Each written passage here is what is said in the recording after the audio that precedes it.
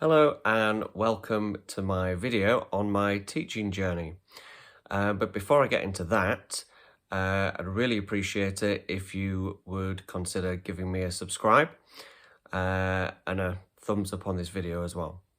So my teaching journey obviously started with my own kind of learning of the piano journey, which began way back at primary school many years ago when I first heard the piano being played in a school assembly. I don't remember too much other than having begged my parents to have piano lessons for about a year before they finally caved in and bought me a beautiful upright piano and started me on piano lessons. During those primary school years, I had 2 or 3 different teachers. Obviously worked through some piano grades myself and took part in various local music festivals as well, which I really enjoyed playing in. Also, at the primary school that I went to, I ended up playing regularly in assembly the hymn on the piano myself as well. So I feel like that was a really good experience for me to learn how to read music that I hadn't worked on a regular basis, which has made me able to sight read music fairly well. When I was about 11, I think it was, maybe 12, around that kind of time, I remember my mum asking me if I would teach her friend's daughter the piano. I don't remember being overly keen, but kind of did it anyway, and found that I really enjoyed the experience, and I can't have done too bad a job because only a few months into teaching her, she took a grade 1 and got her ABRSM piano distinction, so that was incredible. So from that, having decided that I quite liked teaching, and obviously at that young age, although the money that I was being paid was in line with my age, really enjoyed kind of the feeling of earning my own money and feeling like that I deserve that money because of the effort and enthusiasm that I put into teaching. So I decided to try and build a few more students, which partly came from other friends of my mum's and their children, but also I would make little adverts that I'd go and pay 20p to put them into the local office, post office or newsagents in the window to advertise for piano lessons. At this point, I definitely did enjoy piano teaching, but it definitely grew as I got older. I think not being a fully matured person at the time, I also had my own battle with patience, something that I'm really grateful for having done teaching from such an early age, because I think because I was able to do the things that I was able to teach, sometimes easier than the students that I was teaching, I'd find it frustrating and I'd be impatient, and that would come across in my teaching, which obviously over time I would learn that that wasn't the most productive way to teach somebody. One thing that I obviously am very much aware of now, that I slowly became aware of when I was younger, was that everybody learns in different ways and everybody responds to different teaching methods, which makes it very difficult if you put yourself in a box as a teacher, as a particular type of teacher, which I'll get to later, because that does have its benefits for certain people. But obviously, if you want to be able to teach anybody, then you've got to be able to kind of cater and figure out different ways of learning for different people. And that can come in the format of, some people will find it much easier to read music and navigate the geography of the piano keyboard. Other people will find it much easier to learn from memory, but the danger of that is that the reading of music can then be totally neglected and the memory completely relied upon, which then makes learning much slower. A balance of the two is always ideal, whereas I tended to be more reading focused and didn't give much time to memorising, which meant as I got older, performing from memory became something that I feared and then avoided and didn't want to do. And I do regret that to a degree, and wish that I could play from memory, unless, of course, it's a Queen song that I've played about 500 million times. That's about all I can play from memory. The other thing in regards to that I came to learn as well was that although there are different ways of learning, be it predominantly reading, predominantly memory, or a mixture of the two, I learned obviously to not just put my thoughts and ideas as such onto the student in terms of what they wanted to get out of it. So obviously what I wanted to get out of it was to become the best pianist that I could, to perform to a high level, to get distinctions in grades, win competitions, etc., etc. I found it very difficult to understand at that early age that not everybody wanted the same out of it, which again is something else that I found very frustrating and that I learned a lot of patience through. And I'm obviously very, very grateful to all the parents that put their faith in me at that time as a young boy, teaching the children. I think at this point it was my teaching methods were very much just trying the best that I could to explain how to read the music, where the notes were on the piano, which fingers to use, how long the notes lasted, what the directions on the music meant, and these are all obviously fundamental things that need to be correct when you're teaching any instrument. But obviously there's a lot more to it than that. But at this point, I didn't feel like I had any heavy influences from people that had taught me that influenced the way that I was teaching, other than putting across the basics to those who I was teaching at the time. As I've already said, I used to take part in music festivals as a performer myself, doing lots and lots of different classes. But one of them, I again, probably was about at the age of 12, I imagine. I performed at a music festival, and another performer who was 2 or 3 years older than me at the time, well, still is obviously, had come up to me after I performed and said, "Who teaches you?" And I told him who taught me. And he said, "Well, you should go to Fanny Waterman." I thought, who? At that point, not being really in the know of who was who of piano teachers, I guess. I knew who my favourite performers were, but didn't have much knowledge about teachers. So he said, "Yeah, Fanny Waterman, she's my teacher.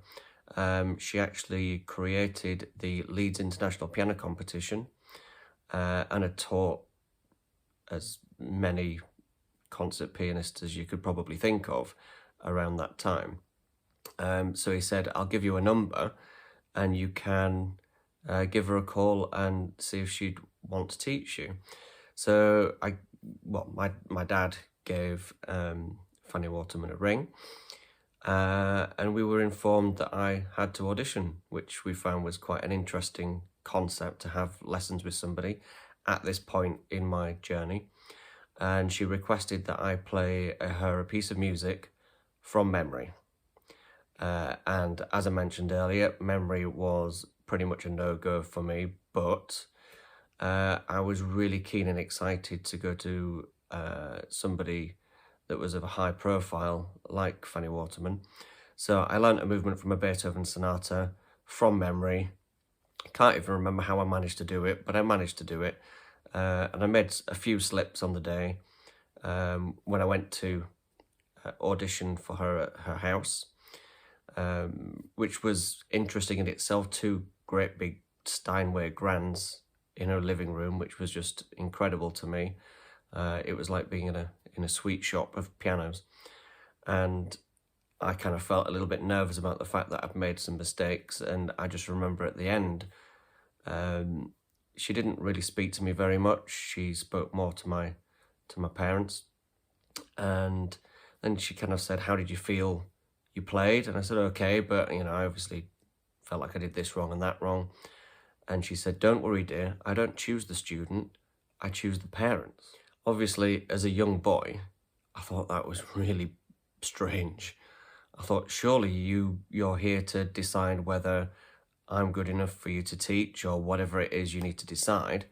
I didn't quite understand the concept of why she chose the parents and not the student, which obviously, as I've got older and gone through my own teaching journey, I've come to appreciate the importance and the role of parents in supporting the child in learning, encouraging to practice, but not berating like it's something that they end up coming to hate doing, so resent, making it something that's still something that you enjoy doing and enjoy the growth that comes through practice, but without resenting having to do it. It's an incredibly difficult job as a parent with a child that's doing something like that, to strike that balance, but I came to understand why that was her line of thinking. What I noticed very early on about her teaching methods was that she was really, really methodical. We could sometimes spend half an hour on 2 bars of music, getting it just right. But obviously the things that you learn in those 2 bars would transfer into other parts of the music that either had similar patterns or similar ideas or melodies. The other thing that she was very, very focused on was creating beautiful melodic lines, which wasn't something that I'd ever really been told to think about before, beyond following dynamics, so the different louds and softs, be it sudden changes or gradual ones. And she was very keen on expressing it as the piano being like all the instruments of the orchestra, depending on which range of the piano that you were playing in or the type of melody that you were playing, and shaping it as if you were a singer, which I found really, really interesting. But as I said, she was an extremely meticulous teacher, very hard teacher, and not everybody would have suited that way of teaching. It was very one track, it was this way, it was very tough, there was very high expectations. I had to tape record all the lessons and then write down all the notes from what she'd said and use that as my kind of blueprint to practice from during that following week before I came back for another lesson.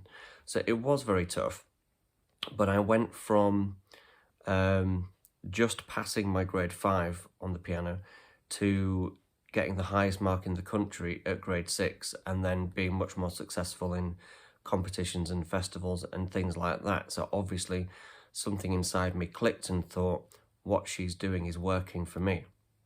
And this is the first time that I was inspired by a teacher to use their methods in the teaching that I was doing. But then again, going on this other journey myself, from basically trying to teach like Fanny Waterman to every student I had. So then looking back and remembering that you can't do that with every single student, and that you need to tailor your teaching methods to their needs. So sometimes you might be able to do predominantly that style of teaching with them, but other people might need predominantly the complete opposite side, whereas some you could do a bit of a combination, and it might change from week to week as well, not just a static pattern for one particular student.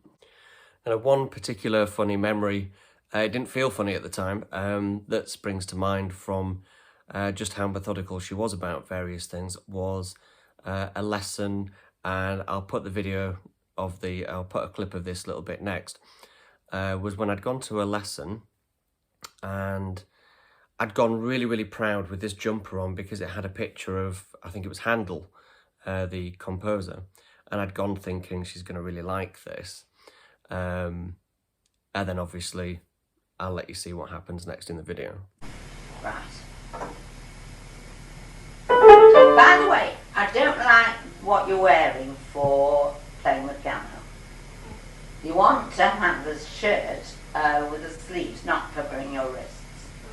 No, that's right. And in any case, that's too full, so you won't wear that for the festival. No. It's just weighting you down, see? Okay.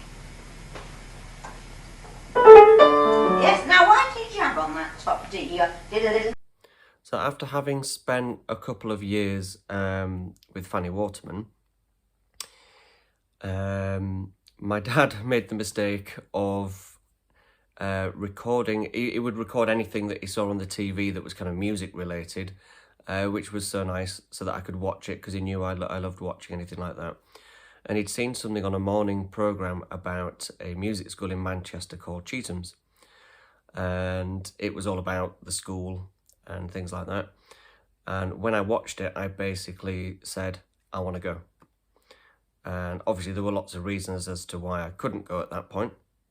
But anyway, I basically decided to be really stubborn, dug my heels in, went to my bedroom and said, I'm not going to school unless you let me at least audition. And finally, he kind of caved in. I got the audition for Cheetham's, and subsequently, there is a longer story to it, but subsequently earned a place for the following September there, at which I spent 2 years. Now, there were various teachers at Cheetham's, and you were kind of set up with whichever one you were set up with. And they all had very different methods, different preferences with styles of music, periods of music, things like that. I don't feel like I really got coupled up with the teacher that best suited me, unfortunately. He was obviously an incredible teacher, an incredible pianist, and also a composer, I believe, but didn't really gel in terms of the styles of music that we liked, which then made me kind of rebel a little bit and come into my kind of Queen phase. So I would play a lot of that instead of doing the practice that I was supposed to. After my couple of years there, which I might do a video on at some point, I came back home, and this was a point where my mum wasn't very well, and at the age of 16 passed away. So I ended up going to sixth form college to do some A-levels, and was on the lookout for another teacher, and managed to find a recommendation of somebody called Christine Brown. And I went to have lessons with her for probably 12, 13 years, well into my late 20s, because I do believe just because you're a teacher doesn't mean you know everything. And I think even at the age that I'm at now, you just don't stop learning. And I was really keen to keep kind of going to her, not only for my own kind of growth in terms of piano playing, extending my repertoire and understanding different nuances with what you can do on the piano, but also learning from somebody else, other teaching methods that I could pull from ultimately to try and make my own teaching better.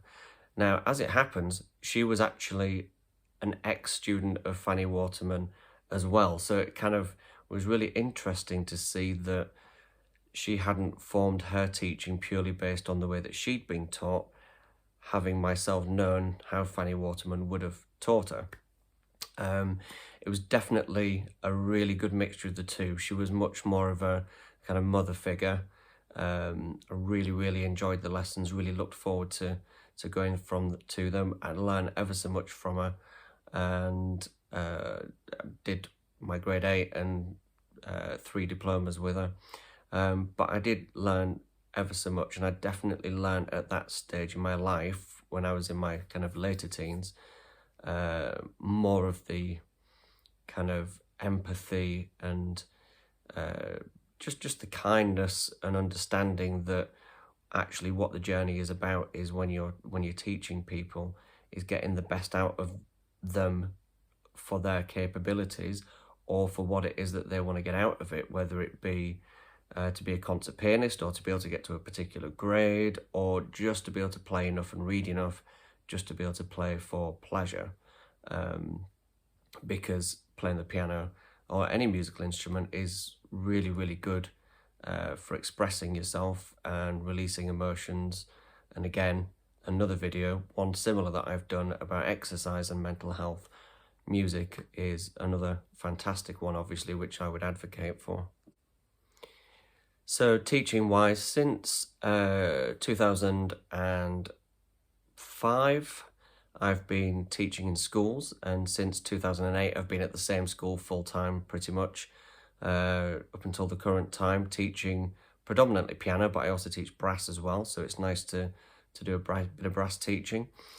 But I'm very lucky to be there on so many levels.